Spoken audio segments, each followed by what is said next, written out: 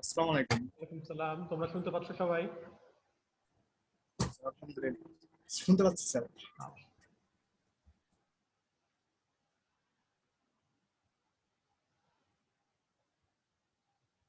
পরিষ্কার দেখা যায়?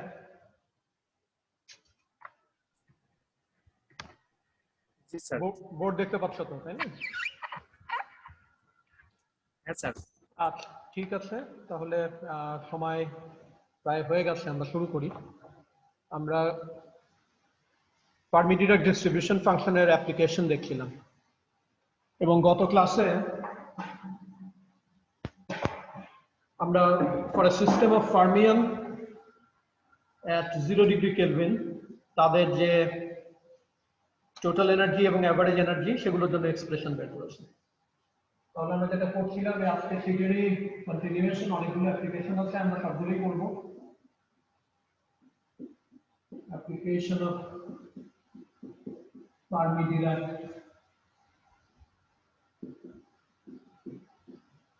distribution function.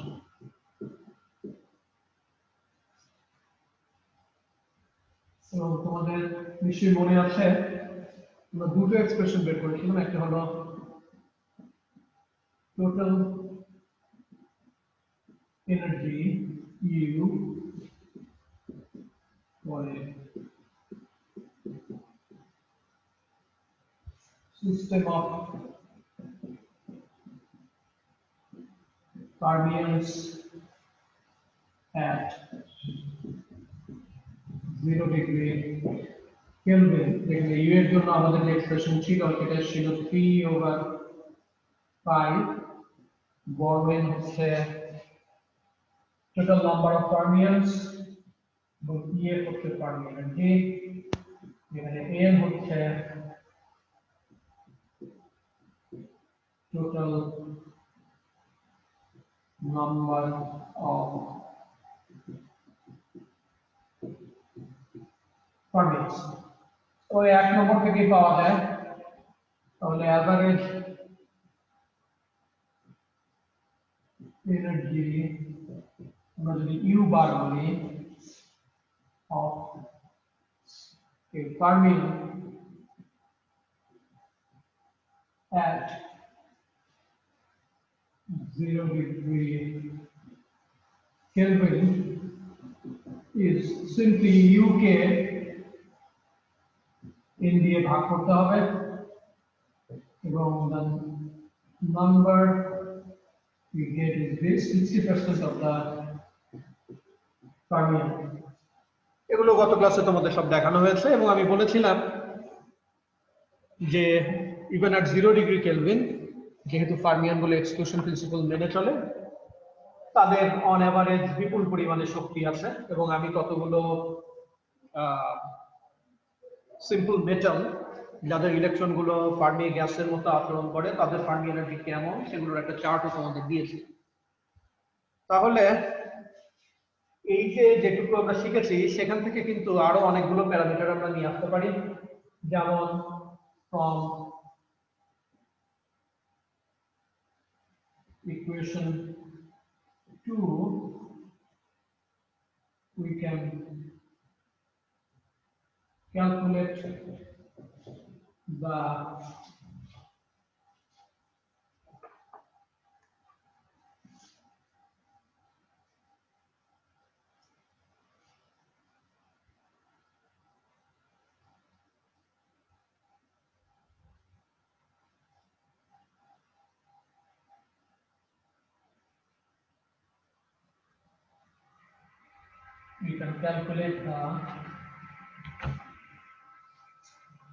average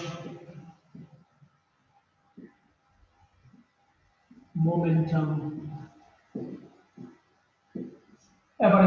যেটা সেটাকে আমরা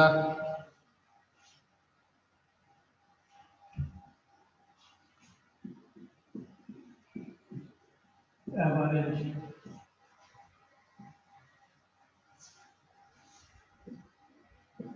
wave vector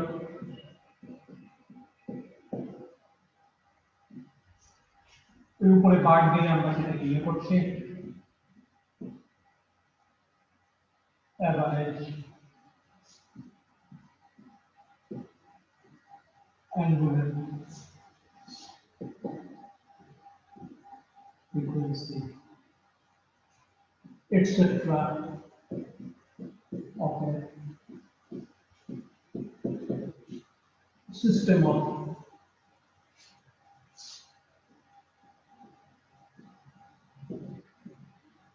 fermions. এগুলো কিন্তু আমি তোমাদের অনেক আগেই শিখিয়েছি। তোমার যদি এনার্জি জানা থাকে তাহলে সেটার সাথে মোমেন্টামের সম্পর্ক স্থাপন করা যায়। আবার মোমেন্টাম যদি জানা থাকে সেটার সাথে ওয়েভ ভেক্টরের সম্পর্ক স্থাপন করা যায়। আবার এনার্জি যদি জানা থাকে সেইটার সাথে অ্যাঙ্গুলার ফ্রিকোয়েন্সির সম্পর্ক স্থাপন করা যায়। কাজেই for a system of fermion তুমি যেহেতু অ্যাভারেজ এনার্জির জন্য এক্সপ্রেশন জানো, সেই এক্সপ্রেশন ব্যবহার করে তুমি মোমেন্টাম, এনার্জি তো আছে, মোমেন্টাম, ওয়েভ ভেক্টর এবং অ্যাঙ্গুলার ফ্রিকোয়েন্সির জন্য এক্সপ্রেশন বের করতে পারবে। যে এক্সপ্রেশন গুলো বেরোবে ফর মোমেন্টাম অথবা ওয়েভ ভেক্টর অথবা অ্যাঙ্গুলার ফ্রিকোয়েন্সি, সেগুলো কাইন্ড অফ না অ্যাভারেজ ভ্যালু তোমার সিস্টেম অফ ফার্মিয়নের জন্য। এটুকু কি বোঝা যায়? কথা বলতে হবে স্যার, বোঝা যায় স্যার। স্যার, আজকের ক্লাসের ভিডিও কি দিবেন? ভিডিও দিতে আমি সমস্যার ভিতরে পড়েছি। এর আগে তোমাদের জন্য যে ভিডিওগুলো আমি দিতাম সেগুলো তো ক্লাসে করিনি। ওই যে বাসায় বসে যে রেকর্ডিংটা হতো, ওই ফাইলগুলোর সাইজ ছিল 50 থেকে 60 মেগাবাইট। এখন আমি যখন থেকে এই গ্যালারিতে ক্লাস নেওয়া শুরু করেছি, আমি দেখতে পাচ্ছি যে ফাইলগুলো তৈরি হচ্ছে, যেটা রেকর্ডেড ফাইল, সেগুলোর সাইজ 500 থেকে 700 মেগাবাইট। এবং আমি প্রায় ঘন্টা খানেক ধরে বসে একাধিকবার ট্রাই করেছি এগুলো আপলোড করতে, আমি আপলোড করতে পারিনি। তো এটা একটা বড় সমস্যা, এবং এই সমস্যাটা সমাধান না হওয়া পর্যন্ত আমি আসলে দিতে পারছি না। আমি এই ব্যাপারে ফোর্থ ইয়ারের ছাত্রদের সাথে কথা বলেছি, ওরাও ভিডিও চাচ্ছিল। আমি তোমাদেরকেও একটু বলি, তোমরা যদি আমাকে কোনো সহজ টেকনিক শেখাতে পারো, আমি তো জানি না ভালো, তোমাদের যদি জানা থাকে যে 500-700 মেগাবাইটের ফাইলটাকে কিভাবে আমি ছোট করতে পারি, কারণ ছোট না করলে আমার যে অ্যাভেলেবল ইন্টারনেট স্পিড আছে আমার বাসায় বা ইভেন এখানে, আমি ওই 500-700 মেগাবাইটের ফাইল ওই তোমার গুগল ড্রাইভে দিতে পারছি না। তো এটা নিয়ে আর এখন আলোচনা না, তোমরা এটা একটু মাথার মধ্যে রাখো, এবং তোমাদের কোনো সাজেশন থাকলে ওই যে তোমাদের যে ফেসবুক গ্রুপ পেজ আছে সেখানে সেই সাজেশন আমাকে দিতে পারো, তাহলে আমি চেষ্টা করব এগুলো আবারও তোমাদের জন্য যে গুগল ড্রাইভে যে ফোল্ডারটা আছে সেখানে দিয়ে দিতে। ফর দ্য টাইম বিং আমি আসলে গ্যালারিতে ক্লাস নেওয়ার পর একটি মাত্র ভিডিও আপলোড করতে পেরেছি, ফার্স্ট ইয়ারে বোধহয় একটা ক্লাসে, যেটুকু মনে করতে পারি। এরপরে যতবার আমি চেষ্টা করেছি আমি পারিনি। ঠিক আছে, কি বোঝা গেল কি আমার কথা? জি স্যার। জি স্যার। হ্যাঁ, কোনো টেকনিক তোমাদের যদি জানা থাকে যে 500-700 মেগাবাইটের ভিডিও ফাইলটা আমি কি করে 100 নিচে নামিয়ে নিতে পারি, আমাকে একটু বলুন। আচ্ছা, আমরা ক্লাস স্যার, ভিডিও কম্প্রেসর বলে অ্যাপস পাওয়া যায়, সাইজটা কমায় দেয়। তাহলে ওই যে আমাকে একটু ডিটেইল ওই পেজে একটু লিখে দাও, কোথা থেকে পাবো, কি করে কম্প্রেস করব, ইত্যাদি ইত্যাদি। হ্যাঁ, আমি ওই টেকনিক্যাল ডিটেইলগুলো আমার জানা নেই। আচ্ছা,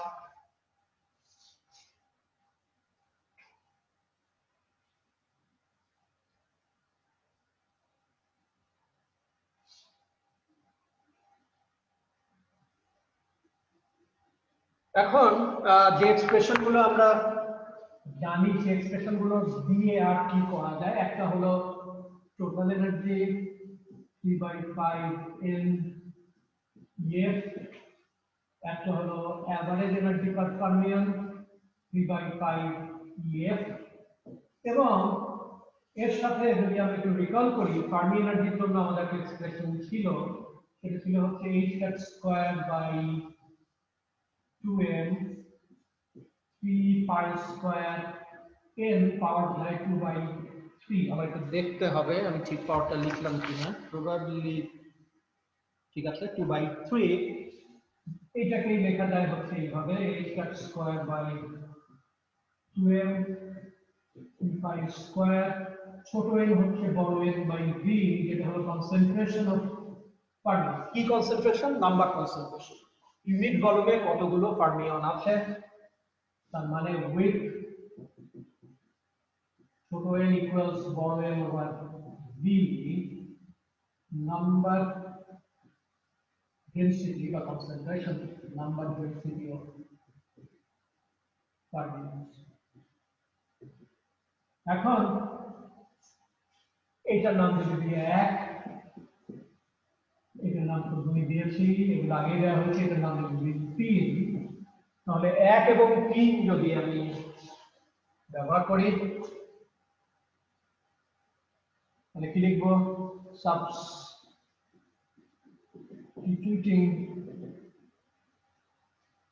3 into 1 যদি করো তাহলে টোটাল এনার্জিটা তুমি লিখতে পারবে হবে 3/5, এখানে একটা n থেকে গেল, আর ফার্মি এনার্জির জন্য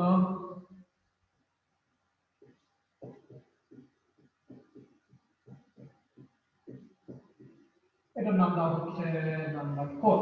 4 নম্বর ইকুয়েশনে যে জিনিসটা হয়েছে, যেটা ভেরি ইউজফুল, সেটা হলো এনার্জির সাথে ভলিউমের একটা সম্পর্ক স্থাপিত হয়েছে। খেয়াল করো 4 নম্বর এক্সপ্রেশনের মধ্যে ভলিউমটা চলে এসেছে, তার মানে এনার্জির সাথে ভলিউমের একটা সম্পর্ক স্থাপিত হয়েছে। এখন আমরা যদি থার্মোডাইনামিক্সে যাই তাহলে একটা মজার জিনিস দেখবো।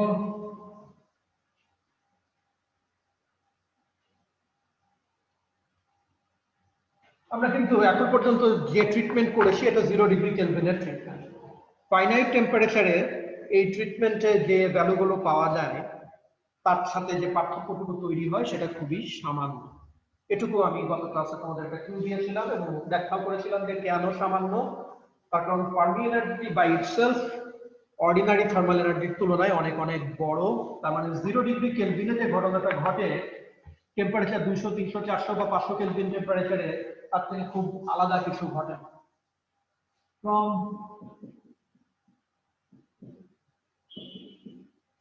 thermodynamics we know for a reversible adiabatic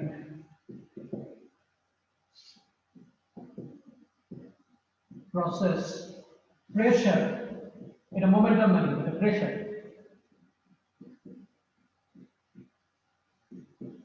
P is given by P দিয়ে আমরা বারবার মোমেন্টাম করি, P minus u by u তো না, ডেল্টা u ডেল্টা v। এটা কি মনে আছে তোমাদের?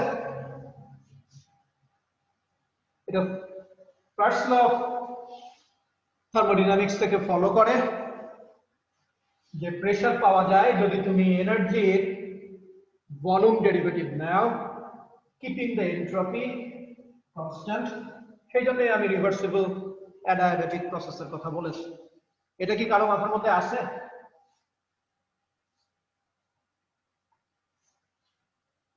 এরা ফার্স্ট ল অফ থার্মোডাইনামিক্স বলে বলছে। Equation 5 gives on simplification, তার মানে কি আমি ইউ এর জন্য যে এক্সপ্রেশন আছে 4 এ, এইটার ভলিউম ডেরিভেটিভ নেব। এটার ভলিউম ডেরিভেটিভ যদি নিই এবং সেটাকে যদি একটু রিঅ্যারেঞ্জ করি তাহলে একটা সিম্পল এক্সপ্রেশন পাওয়া যায়। সেই সিম্পল এক্সপ্রেশনটা কি? সেই সিম্পল এক্সপ্রেশনটা হচ্ছে P equals pressure equals N 2/5 F, অথবা বলা যায় 2/3 in terms of U যদি আমরা লিখি E over V। এখন let E over V let করার দরকার নাই কারণ এটা obvious E over V টা কি B ও বলার দরকার নাই U over V is the energy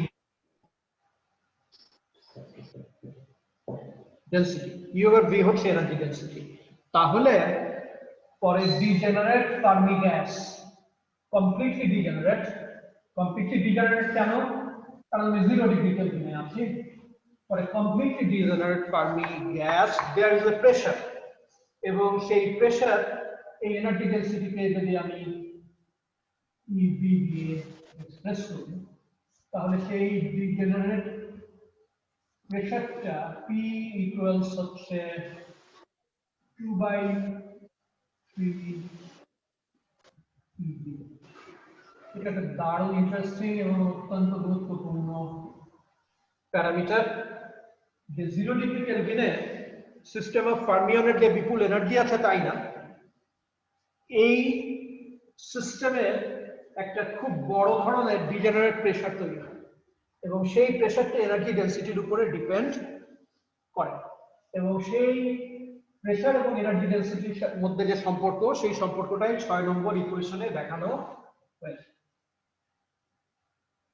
অনেকগুলো কথা বলবো কারণ মাথায় কিছু ঢুকেছে কি এবং এই যে ডিজেনারেট প্রেসারটা আসে এটা তো আমি 0 ডিগ্রি কেলভিন টেম্পারেচারে ক্যালকুলেট করেছি তাই না ফাইনাইট টেম্পারেচারেও এই ডিজেনারেট প্রেসারের একটা পরিচয় আমরা সব সময় পাই কেমন আচ্ছা কেমনে যাওয়ার আগে আসলে কি ঢুকলো আমার ছেলেমেয়েগুলোর মাথায় সেটা একটু দেখি বলো কি বুঝেছো আর কি বোঝোনি শুনি একটু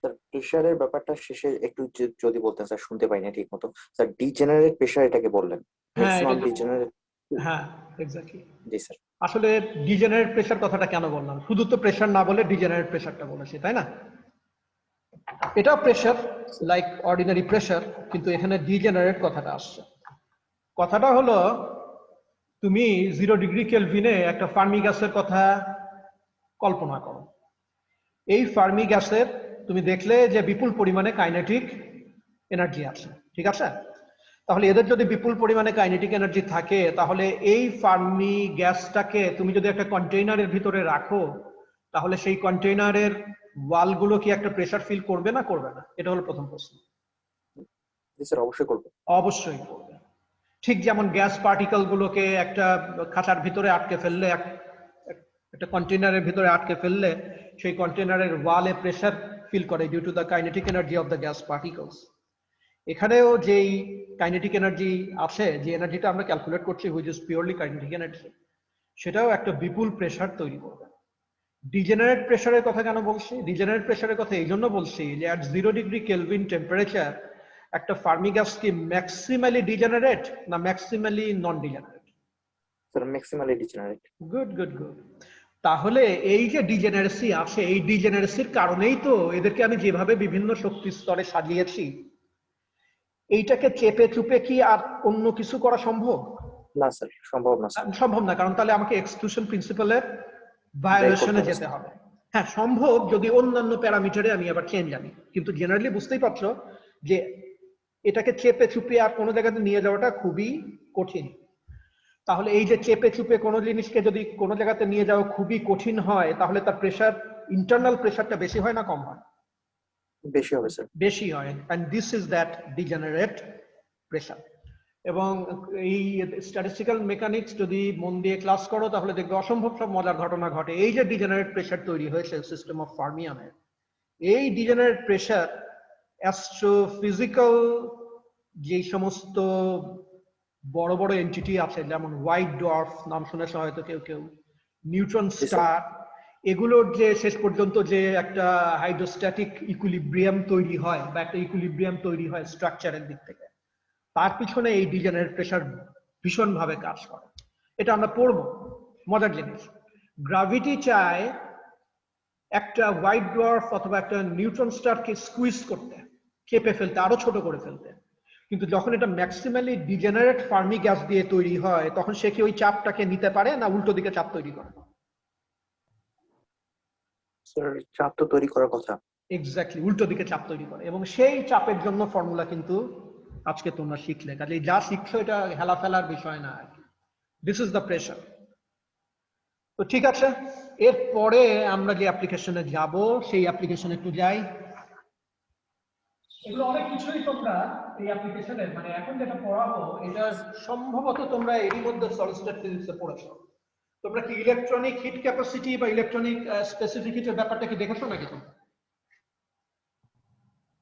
জি স্যার দেখছি স্যার। দেখছো? ডিভাই থিওরি, আইনস্টাইন থিওরি, না জি না, স্যার মডেল। ডিভাই থিওরির ভিতরে ইলেকট্রনিক স্পেসিফিকেট নাই, আইনস্টাইনের থিওরির ভিতরে ইলেকট্রনিক স্পেসিফিকেট নাই। তাহলে কি শিখতেছো আমি তো বুঝলাম না। ডিভাই থিওরি এবং তোমার আইনস্টাইনের থিওরির ভিতরে কোন ধরনের হিট ক্যাপাসিটির কথা আসে বলতে হবে।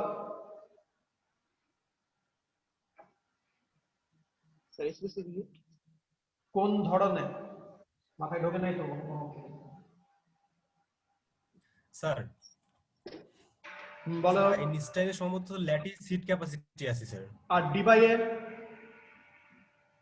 ডিবায়েরটা সঠিক মনে পড়তেছে না স্যার।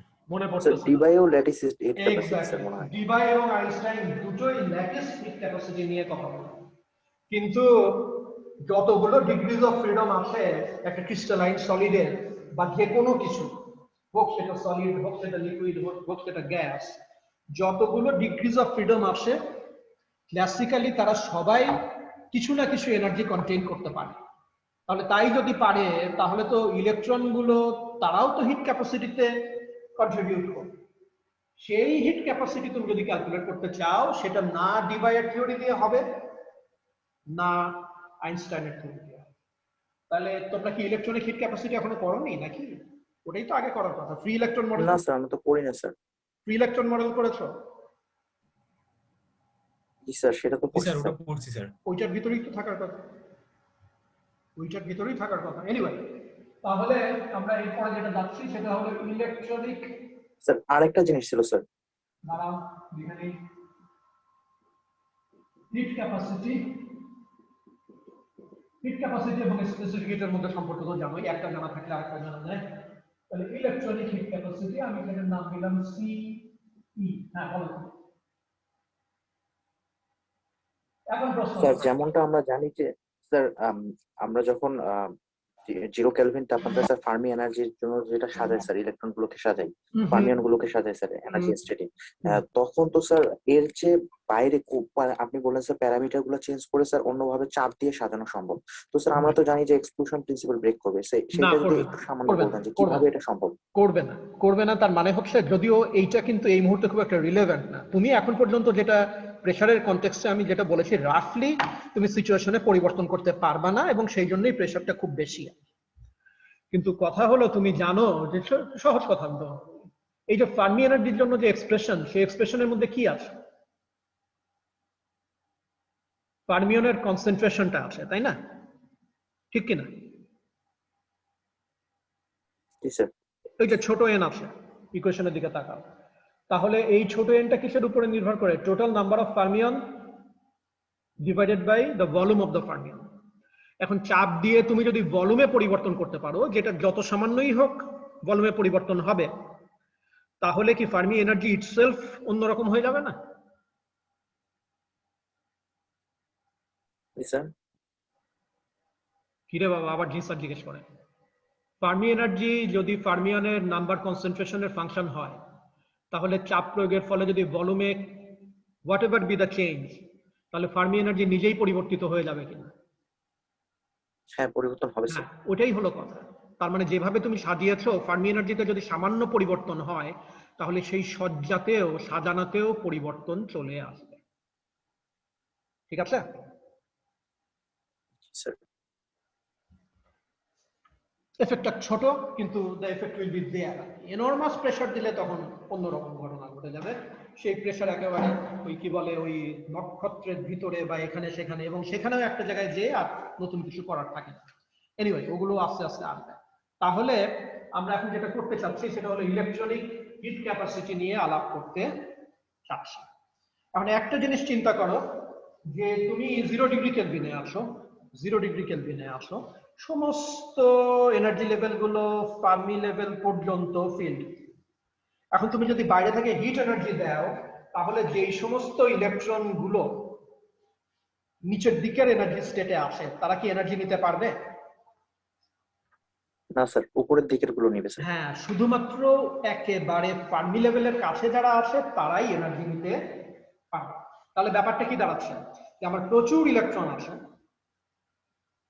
প্রচুর ইলেকট্রন আছে, কিন্তু আমি যদি ওই সিস্টেমটাকে গরম করার চেষ্টা করি তাহলে ওই তাপ শক্তি নেয়ার মতো ইলেকট্রন কিন্তু সবাই না, বড় ওই তাপ শক্তি নেয়ার মতো ইলেকট্রন হচ্ছে খুবই অল্প সংখ্যক ইলেকট্রন। এই খুবই অল্প সংখ্যক ইলেকট্রন যারা ফার্মি এনার্জির খুব কাছে আছে তারাই কেবলমাত্র ওই তাপ শক্তিটা নিয়ে উপরে যে খালি এনার্জি স্টেট গুলো আছে সেই এনার্জি স্টেটে চলে যেতে পারে। তাহলে দেখা যাচ্ছে যে যদিও আমার ডিগ্রি অফ ফ্রিডম অনেক, কিন্তু ইফেক্টিভলি যারা হিট এনার্জি নিতে পারবে তাদের সংখ্যা খুব কম। এবং এই ঘটনাটা কেন ঘটেছে? আবারও ডিজেনারেসি এবং ফার্মিওনিক নেচার অফ দ্য পার্টিকেল সেই জিনিসগুলো এখানে চলে এসছে। তাহলে ক্লাসিক্যালি কি হতো? ক্লাসিক্যালি যেটা বলা হয়, তুমি যদি তাপ দাও তাহলে তোমার যতগুলো ডিগ্রিজ অফ ফ্রিডম আছে তারা সবাই অন অ্যাভারেজ 3/2 কেবিটি করে কেবিটি করে এনার্জি নিয়ে নেয়, ঠিক আছে? কিন্তু এক্ষেত্রে তো এই ঘটনাটা ঘটছে না, এবং এটাই বিজ্ঞানীদের খুব বড় সমস্যায় ফেলে দিয়েছিল যে আমরা যখন ইলেকট্রনিক হিট ক্যাপাসিটি মেজার করার চেষ্টা করছি তখন যেটা পাওয়ার কথা তার তুলনায় খুবই কম কিছু একটা পাচ্ছি। কেন খুবই কম কিছু একটা পাচ্ছি? আমি তো জানি অনেক ইলেকট্রন আছে। যখন আমরা এই কোয়ান্টাম স্ট্যাটিস্টিক্যাল মেকানিক্স বুঝলাম তখন আমরা বুঝলাম যে কারণটা হলো এই যে হ্যাঁ, অনেক ইলেকট্রন আছে ঠিকই, কিন্তু সবাই হিট এনার্জি নিতে পারছে না। তাহলে এইটার জন্য যদি আমরা এক্সপ্রেশনে যাই তাহলে সেখানে কি অবস্থা হবে? প্রথম কথা হচ্ছে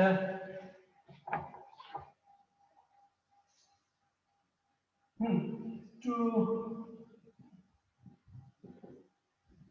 estimate CE, we note that the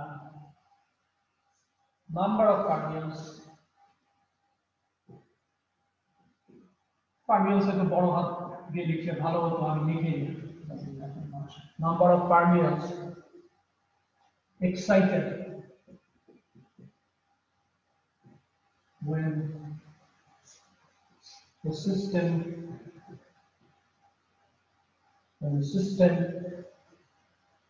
is heated to a temperature T is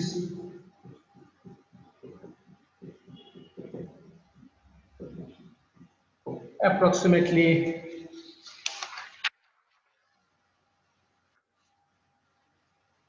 delta n। তাহলে কতগুলো ফার্মিয়ন তুমি এক্সাইট করতে পারলা?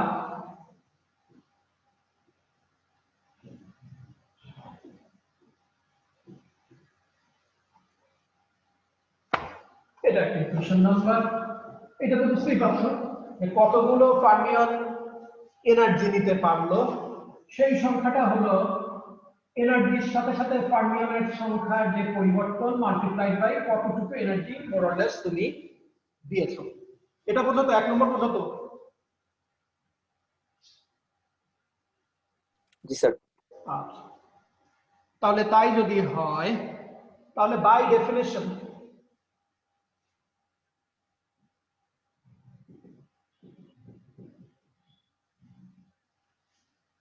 the density of states, আমরা এটাকে একটু অন্যভাবে এক্সপ্রেস করি, G E F at Fermi energy is delta n delta E at E equals EF. It is space reactor definition. The number of fermion per unit energy interval. এখানে number of fermion এর কথা বলছি, number of energy state এর কথা বলছি না, খেয়াল করুন। Number of fermion per unit energy state at E equals EF. At E equals EF তুমি যখন evaluate করবে তখন number of fermion এবং number of energy state এর সংখ্যা সমান। তার কারণ খুব লো টেম্পারেচারে তুমি যদি থাকো তাহলে আসলে 0 থেকে EF পর্যন্ত সম্পূর্ণ ফিল্ড এবং EF এর উপরের গুলো সব এমটি। তাহলে EF এ যতগুলো স্টেট আছে আসলে ততগুলোই ফার্মিয়ন। তাহলে আমি ইচ্ছা করলে এই 2 নম্বর ইকুয়েশন লিখতে পারি। আর আমি যে ফার্মি কি বলে 0 ডিগ্রি কেলভিনের খুব কাছাকাছি আছি সেটা কি করে বলছি? তার কারণ ফার্মি টেম্পারেচার যেটা এটা লাখ ডিগ্রি কেলভিন, আমি হয়তো হিসাব করছি 100 200 বা 300 ডিগ্রি কেলভিন। তাহলে আমি আসলে খুব কাছাকাছি আছি।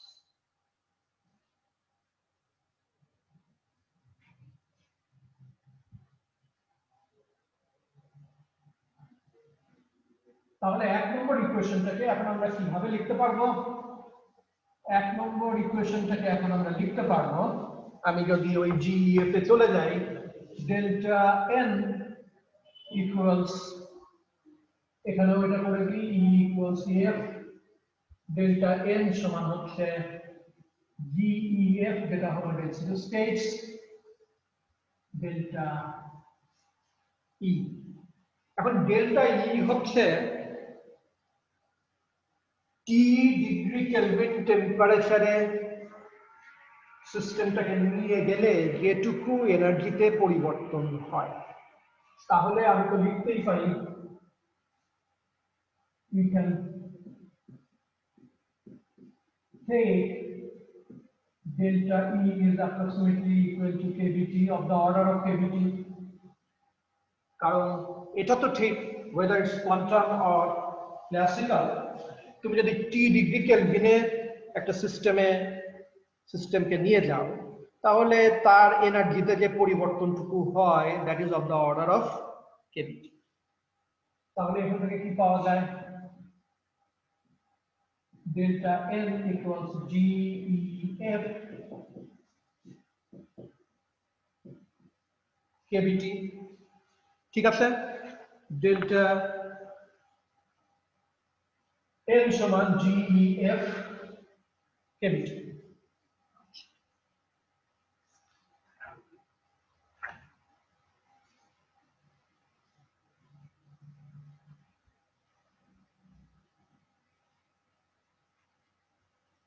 তাহলে আমরা কতগুলো ফার্মিয়ন এই of the order of kBT energy gain করলো সেই এক্সপ্রেশনটা কিন্তু এখানে পেয়ে গেছি, ঠিক আছে? সেই এক্সপ্রেশনটা আমরা এখানে লিখে ফেলেছি। এই সংখ্যক fermion of the order of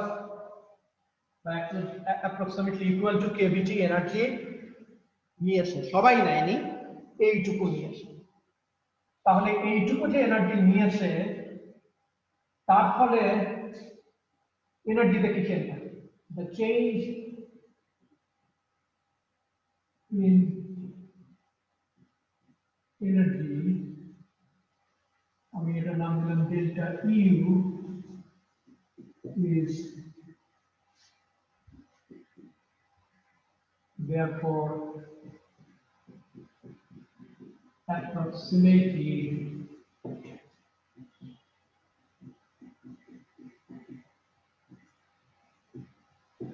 expressed as delta U equals delta N multiplied by আবারও L2। তাহলে এখানে কি আসছে? GEF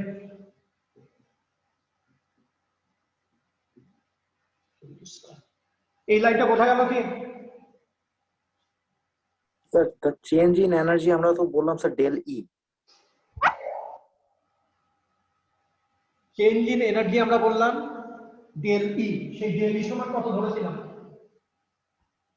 স্যার টি মানে কেলভিন টেম্পারেচারে যখন সিস্টেমকে চেঞ্জ করবো তখন এনার্জির যে পরিবর্তন হবে সেটার কথা বলে স্যার সেটা কেভিটি বলেছিলাম। স্যার এইটা ব্যবহার করে সেটাই তো এখানে ব্যবহার করেছি, সেইটা ব্যবহার করে কি বের করেছি, ডেল্টা এন বের করেছি। এটা তো সংখ্যা, এটা তো এনার্জি না। এই সংখ্যাকে জি স্যার। আবারও তুমি কেভিটি দিয়ে গুণ করলে তুমি চেঞ্জ ইন এনার্জি পাবে। বোঝা গেল কি? জি স্যার।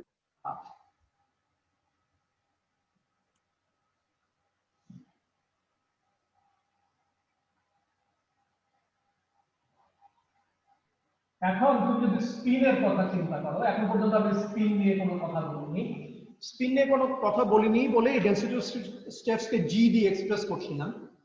তোমার আচ্ছা, এইটা এইখানে আমি না বললেও পারি, আমরা ধরে নিচ্ছি এটা double spin DOS.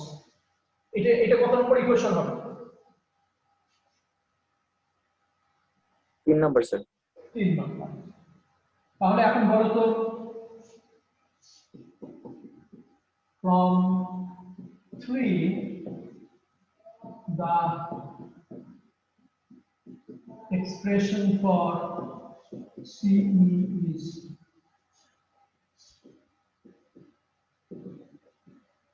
obtained as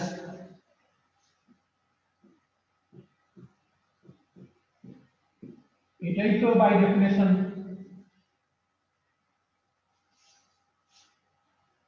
না, একটু ভুল হয়ে গেল, এইভাবে তো করবো না, টেম্পারেচার দিয়ে করবো।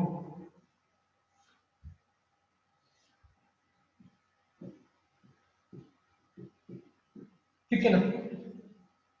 এটাই হলো হিট ক্যাপাসিটির এক্সপ্রেশন। তাহলে তুমি যদি এইটাকে এখন ইনফ্যাক্ট একটু এখানে ঘটনা আছে, আমার এটাকে এখন ডেরিভেটিভে নিয়ে যেতে হবে। ডেরিভেটিভে যদি নিয়ে যাও তাহলে তুমি যেটা পাবা সেটা হলো 2VEF kV স্কয়ার T। এটাই হলো হিট ক্যাপাসিটির অ্যাপ্রক্সিমেট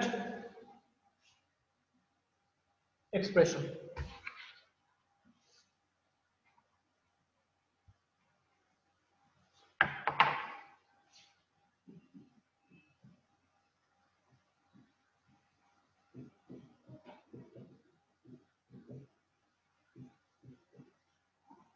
এটা হলো 4 নম্বর equation.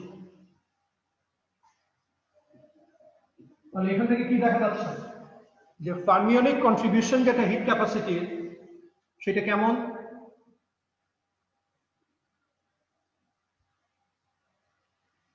Sir density of states এর সমানুপাতিক স্যার, যদি টেম্পারেচার কনস্ট্যান্ট এবং টেম্পারেচারের সাথে সমানুপাতিক। সমানুপাতিক। এইখানেই হচ্ছে মজা। তাহলে দেখা যাচ্ছে ইলেকট্রনিক হিট ক্যাপাসিটি যেটা আছে সেটা টেম্পারেচারের সাথে সাথে লিনিয়ারলি ভ্যারি করে। ঠিক আছে? সেটা টেম্পারেচারের সাথে সাথে লিনিয়ারলি ভ্যারি করে। আর ডেনসিটি অফ স্টেটসের সাথেও তো লিনিয়ারলি ভ্যারি করে। বিজ্ঞানীদের যন্ত্রণা ছিল এই জায়গায় যে কেন এই লিনিয়ার ভ্যারিয়েশনটা হচ্ছে। এই লিনিয়ার ভ্যারিয়েশনটা শুধুমাত্র আসে এই ফার্মিওনিক ক্যারেক্টারের জন্য। তাহলে এটা দেখা যাচ্ছে ইলেকট্রনিক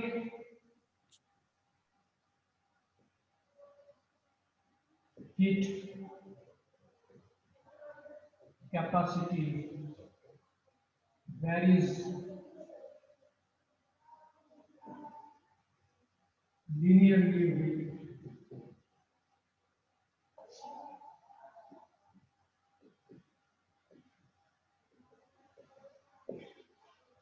এবং এই লিনিয়ার ভ্যারিয়েশনের পিছনে যেটা বললাম রেসপন্সিবল হচ্ছে, সোললি রেসপন্সিবল হচ্ছে ফার্মিওনিক ক্যারেক্টার অফ দা ইলেকট্রনস। এখন এইটার সাথে তুমি যদি ফোনন হিট ক্যাপাসিটির বা ল্যাটিস হিট ক্যাপাসিটির তুলনা করো তাহলে দেখবে যে সেখানে আইনস্টাইন মডেলের ভ্যারিয়েশন হলো এক্সপোনেনশিয়াল এবং ডিবাইয়ের ল যখন তুমি দেখেছো সেখানে at low temperature the variation is t cube। তাহলে একটা কপারের তুমি যদি হিট ক্যাপাসিটি বের করতে চাও তাহলে তুমি দেখবে যে এই হিট ক্যাপাসিটির মধ্যে দুটো টার্ম আছে at low temperature। একটা হচ্ছে লিনিয়ার টার্ম আর একটা হলো টি কিউব টার্ম।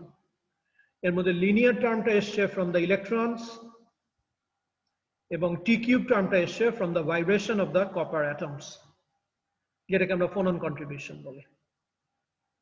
তাহলে এগুলো খুবই ইন্টারেস্টিং এবং দারুণ সব ফিজিক্স আছে এর ভিতরে। আজকে মোটামুটি সময় শেষ, তোমাদের কোনো প্রশ্ন থাকলে তোমরা করতে পারো। স্যার 4 নাম্বার ইকুয়েশনটাতে আপনি ইকুয়াল না লিখে স্যার ইকুইভ্যালেন্ট লিখলেন। হ্যাঁ বাবা, এই শুরু থেকেই আমি বিভিন্ন রকম অ্যাপ্রক্সিমেশনের মধ্যে ছিলাম। কি অ্যাপ্রক্সিমেশনের মধ্যে ছিলাম? অ্যাপ্রক্সিমেশনটা হচ্ছে, দেখো আমরা এই হিট ক্যাপাসিটি বের করতে যে কোন ডেনসিটি অফ স্টেটস ব্যবহার করেছি বলো তো? Fermi energy. হ্যাঁ, Fermi energy density of states বের করেছি। কিন্তু ফার্মি এনার্জির কনসেপ্টটা কোন টেম্পারেচারের জন্য ভ্যালিড? Sir 0 কেলভিনে sir. আমরা একটা সিস্টেমকে কোথায় নিয়ে গেছিলাম?